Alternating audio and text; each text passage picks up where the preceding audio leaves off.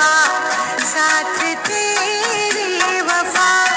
एक तुम ही हो जो मुझसे न होते खफा।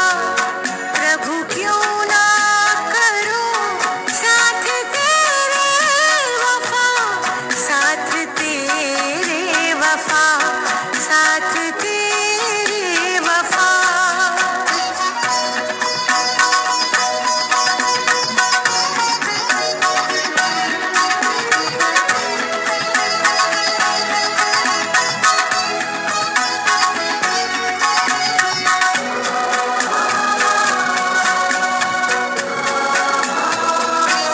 देख तुमने मुझको लगाया गले, देख तुमने मुझको लगाया गले। जिंदगी में तुम ही मेरे संग संग चले। देख तुमने मुझको लगाया गले, जिंदगी में तुम ही मेरे संग संग चले। तुमने मुझको निकाला है उस दौर से, तुमने मुझको निकाला है उस दौर से। जब लगी चोट दिल को बड़े जोर से, हाथ थामा है तुमने, हाथ थामा है तुमने मेरा हर दफा, हाथ थामा है तुमने मेरा हर दफा। प्रभु क्यों ना करूं साथ तेरे वफा, साथ तेरे वफा, साथ तेरे वफा।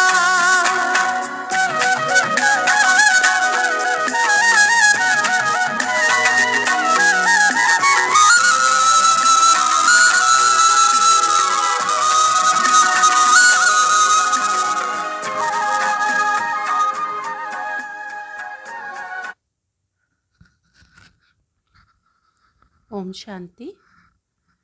आज के शिपावा की महावाक्य। बाबा ने कहा, मीठे बच्चे, जो संकल्प ईश्वरीय सेवा अर्थ चलता है उसे शुद्ध संकल्प व निरसंकल्प ही कहेंगे, व्यर्थ नहीं। प्रश्न है, विकर्मों से बचने के लिए कौन सी फर्ज अदाई पालन करते भी अनासक्त रहो। बाबा ने आंसर किया है, मित्र संबंधियों की सर्विस भले करो, लेकिन अलौकिक ईश्वरीय दृष्टि रख करके करो। उनमें मोह की रग नहीं जानी चाहिए। अगर किसी विकारी संबंध से संकल्प भी चलता है तो वह विकर्म बन जाता है। इसीलिए अनासक्त होकर फर्ज अदाई पालन करो। जितना हो सके देही अभिमानी रहने का पुरुषार्थ करो। प्रश्न है, ओम शांति। आज तुम बच्चों को संकल्प, विकल्प, निरसंकल्प अथवा कर्म, अकर्म और विकर्म पर समझाया जाता है। आज बाबा बता रहे हैं कि कर्म, अकर्म और विकर्म क्या, संकल्प, विकल्प और निरसंकल्प। संकल्प तो सबको चलते हैं, तो उसके बारे में बाबा ने आज बताया है। जब तुम यहाँ हो तब तक तुम्हारे संकल्प जरूर चलेंगे। संकल्प धारण किए बिना कोई मनुष्य एक क्षण भी नहीं रह सकता।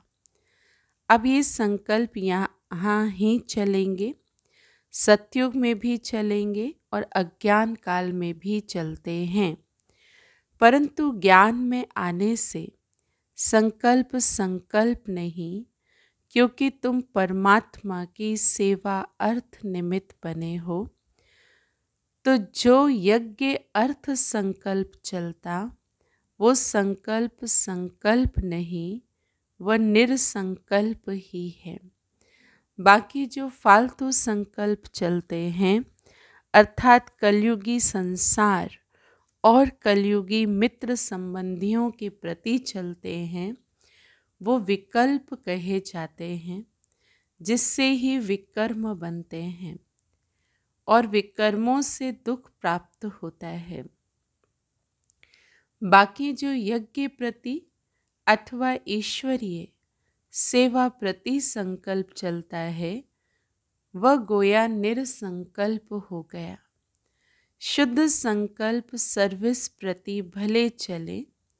देखो, बाबा यहाँ बैठा है, तुम बच्चों को संभालने अर्थ, उसकी सर्विस करने अर्थ माँ बाप का संकल्प जरूर चलता है, परंतु ये संकल्प संकल्प नहीं, इससे विकर्म नहीं बनता।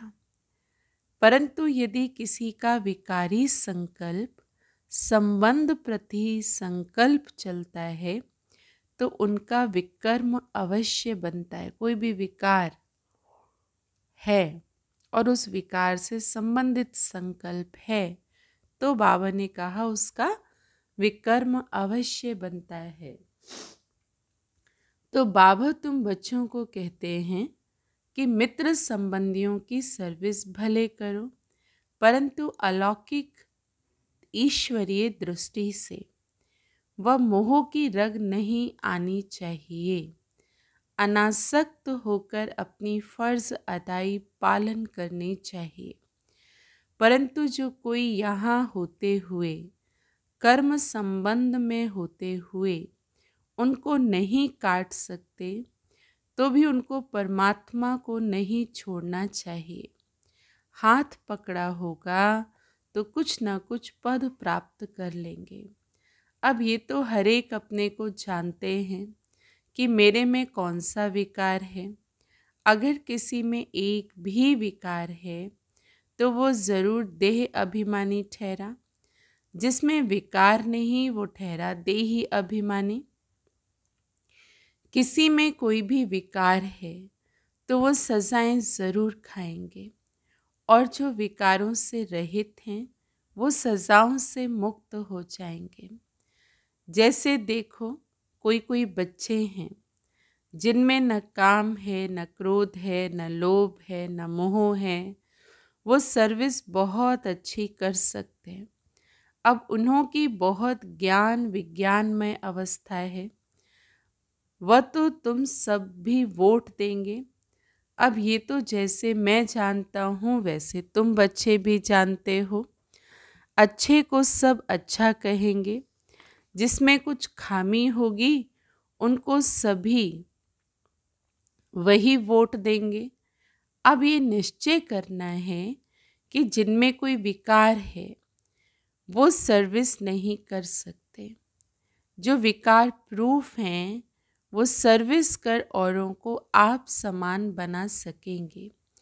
इसीलिए विकारों पर पूर्ण जीत चाहिए, विकल्प पर पूर्ण जीत चाहिए।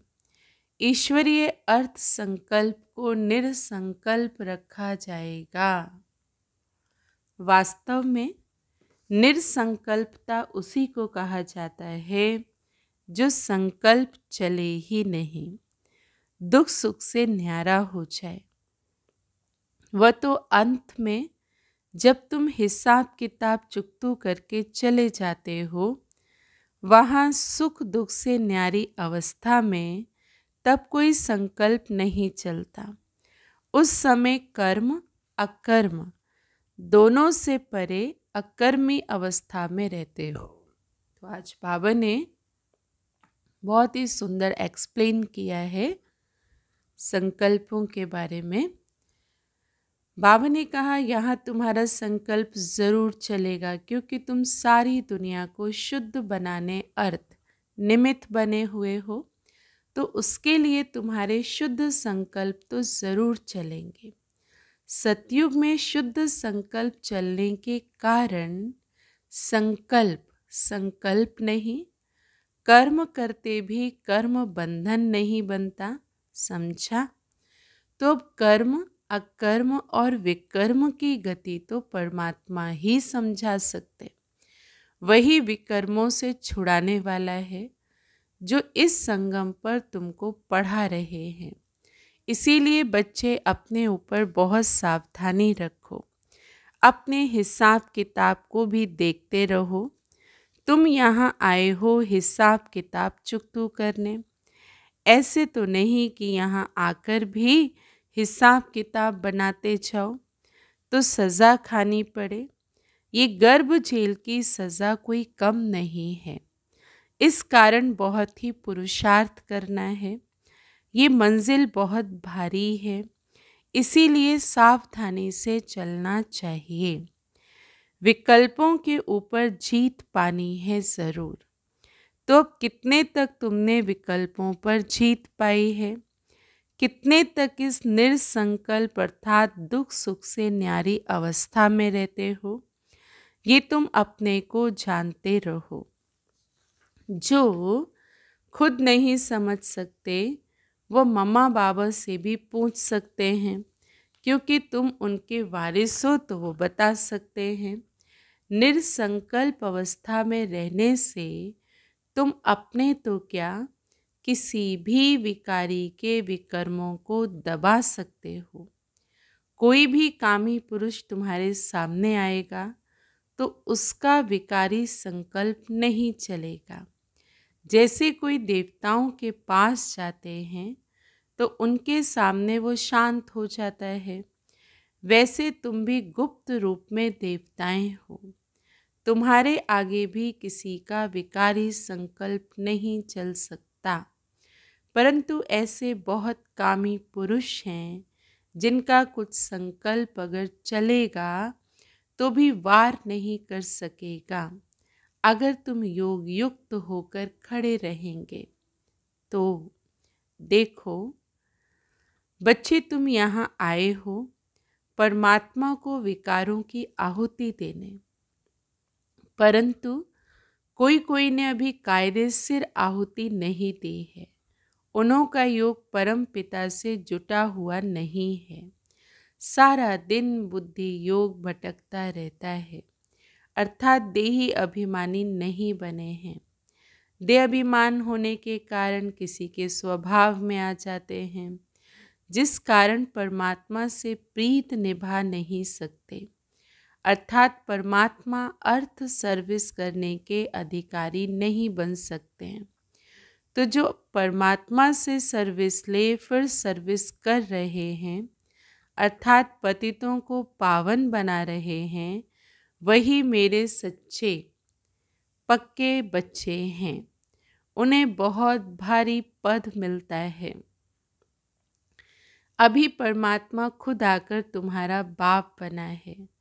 उस बाप को साधारण रूप में न जानकर कोई भी प्रकार का संकल्प उत्पन्न करना गोया विनाश को प्राप्त करना।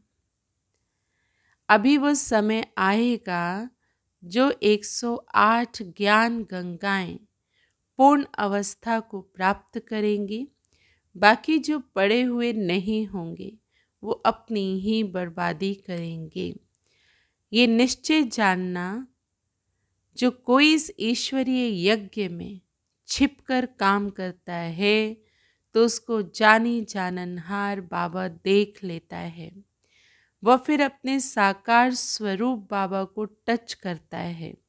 सावधानी देने अर्थ तो कोई भी बात छिपानी नहीं चाहिए। भल भूलें भी होती हैं, परंतु उसको बताने से ही आगे के लिए बच सकते हैं। इसीलिए बच्चे सावधान रहना। बच्चों को पहले अपने को समझना चाहिए कि मैं कौन हूँ, What am I। मैं शरीर को नहीं कहते, मैं भी आत्मा को। मैं आत्मा कहाँ से आया हूँ, किसकी संतान हूँ। आत्मा को जब ये मालूम पड़ जाए कि मैं आत्मा परम पिता परमात्मा की संतान हूँ, तब अपने बाप को याद करने से खुशी आ जाए।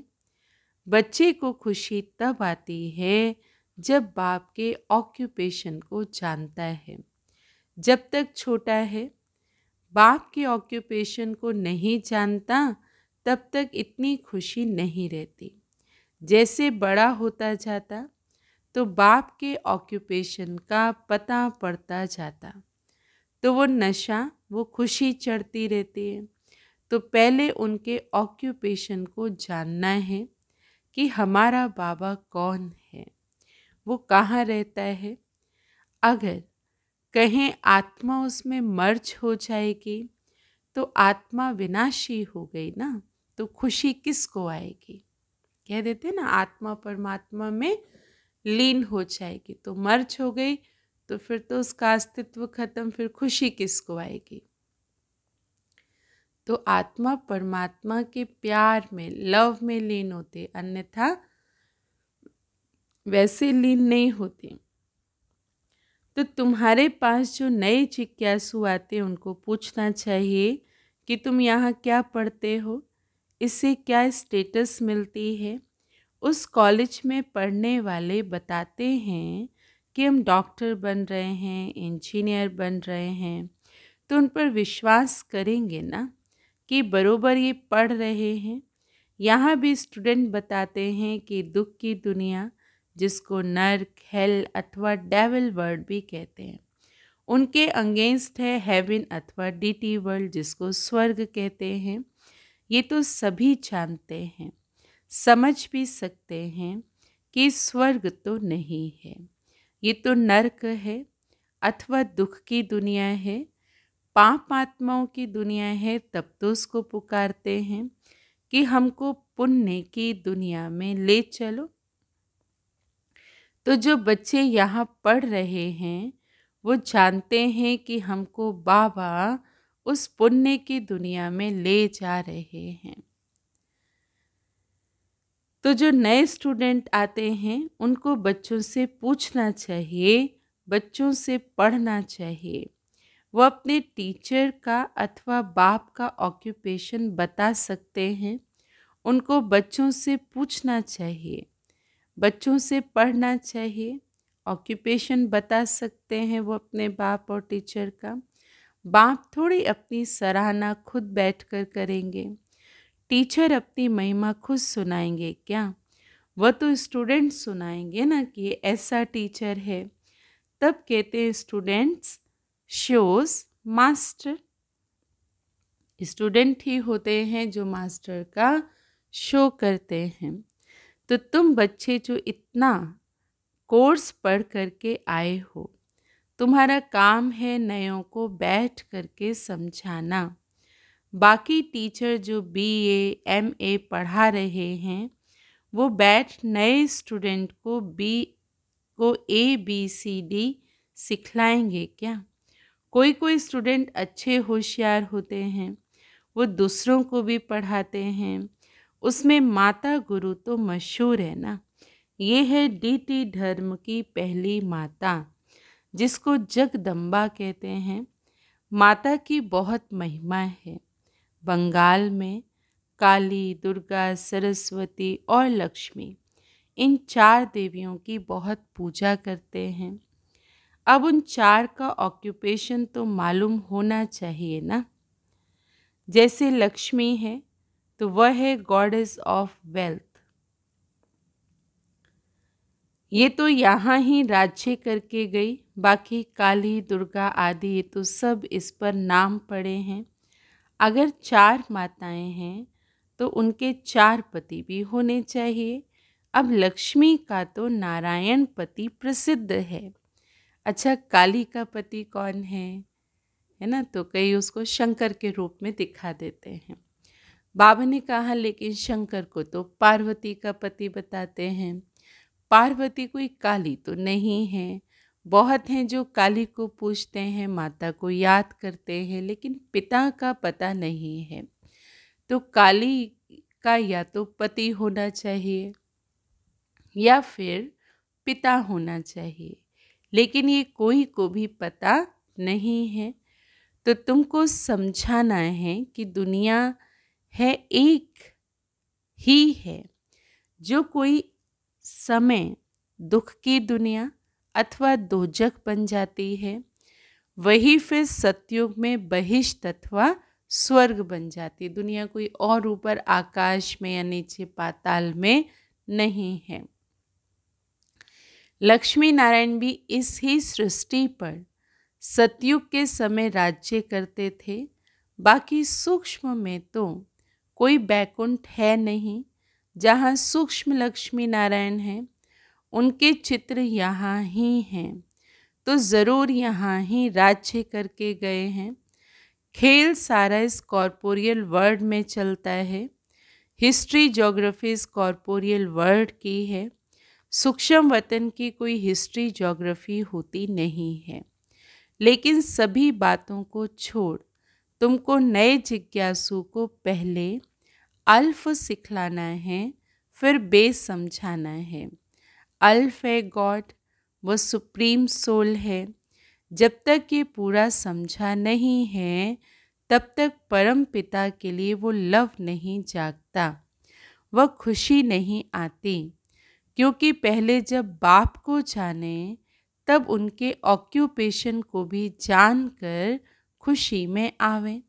तो खुशी है इस पहली बात को समझने में। गॉड तो एवर हैप्पी है, आनंद स्वरूप है, उनके हम बच्चे हैं, तो क्यों ना वो खुशी आनी चाहिए, वह गुदगुदी क्यों नहीं होती। I am son of God, I am ever happy master God. तो वो खुशी नहीं आती, तो सिद्ध है ना कि अपने को सन अर्थात बच्चा नहीं समझते। God is ever happy but I am not happy, क्योंकि फादर को नहीं जानते। बात तो सहज है। कोई ज्ञान सुनने के बदले शांति अच्छी लगती है, क्योंकि बहुत हैं जो ज्ञान उठा भी नहीं सकेंगे। इतना समय कहाँ है, बस इस अल्फ को भी जानकर साइलेंस में रहें तो भी अच्छा है। जैसे सन्यासी भी पहाड़ों की कंदराओं में जाकर परमात्मा की याद में बैठते हैं, वैसे परम पिता परमात्मा की उस सुप्रीम लाइट की याद में रहें तो भी अच्छा है। उसकी याद से सन्यासी भी निर्विकारी बन सकते हैं, परंतु घर बैठे तो याद कर नहीं सकते। वहाँ तो बाल बच्चों में मोह जाता रहेगा, इसीलिए तो सन्यास करते हैं। होली बन जाते हैं तो उसमें सुख तो है ना। सन्यासी सबसे अच्छे हैं। आदि देव भी सन्यासी बना है ना। ये सामने उनका दिलवाड़ा मंदिर है, सामने मधुबन में ही। तो बाबा ने कहा ये सामने उनका अर्थात आदि देव का मंदिर खड़ा है, जहाँ तपस्या कर रहे हैं। गीतों में भी कहते हैं देह के सभी धर्मों का सन्यास करो। वह सन्यास कर जाते तो महात्मा बन जाते। गृहस्थी को महात्मा कहना बेकायदे है। तुमको तो परमात्मा ने आकर सन्यास कराया है। सन्यास करते ही हैं सुख के लिए। महात्मा कभी दुखी नहीं होते। राजाएं भी सन्यास करते हैं तो ताज आदि फेंक देते हैं। जैसे गोपी चंद ने सन्यास किया तो ज़रूर इसमें कुछ सुख है ना। अच्छा, मीठे मीठे सिकिलधे बच्चों प्रति माता पिता बाप दादा का याद प्यार और गुड मॉर्निंग। रूहानी बाप की रूहानी बच्चों को नमस्ते। हम रूहानी बच्चों की रूहानी बाप दादा को नमस्ते नमस्ते नमस्ते। धारणा के लिए सार है, कोई भी उल्टा कर्म छिपकर नहीं करना। बाप दादा से कोई भी बात छिपानी नहीं है। बहुत बहुत सावधान रहना है। सेकंड पॉइंट है स्टूडेंट शोज मास्टर। जो पढ़ा है वह दूसरों को पढ़ाना है। एवर हैप्पी गॉड के बच्चे हैं। इस स्मृति से अपार खुशी में रहना है। वरदान है, हर आत्मा को ऊंचा उठाने की भावना से रिगार्ड देने वाले शुभ चिंतक भव। हर आत्मा को ऊंच उठाने की भावना से रिगार्ड देने वाले शुभ चिंतक भव। हर आत्मा के प्रति श्रेष्ठ भावना अर्थात ऊंचा उठाने की व आगे बढ़ाने की भावना रखना अर्थात शुभ चिंतक बनना। अपनी शुभ वृत्ति से, शुभ चिंतक स्थिति से अन्य के अवगुणों को भी परिवर्तन करना। किसी की भी कमजोरी व अवगुण को अपनी कमजोरी समझ वर्णन करने के बजाय व फैलाने के बजाय समाना और परिवर्तन करना, ये है रिगार्ड। बड़ी बात को छोटा बनाना, दिल शिकस्त को शक्तिवान बनाना, उनके संग के रंग में नहीं आना, सदा उन्हें भी उमंग उत्साह में लाना, ये है रिगार्ड। तो ऐसे रिगार्ड देने वाले ही शुभ चिंतक हैं। स्लोगन है, त्याग का भाग्य प्राप्त करने वाला पुराना स्वभाव संस्कार है, इसलिए इसका भी त्याग करो। है ना, बुद्धि के अंदर है कि त्याग करने से भाग्य प्राप्त होता है, लेकिन त्याग का भाग्य समाप्त कौन करता है? पुराना संस्कार, वो त्याग करने नहीं देता है। तो इसलिए बाबा ने कहा इस पुराना संस्कार स्वभाव जो है इसका भी त्याग करो। अच्छा, ओम शांति।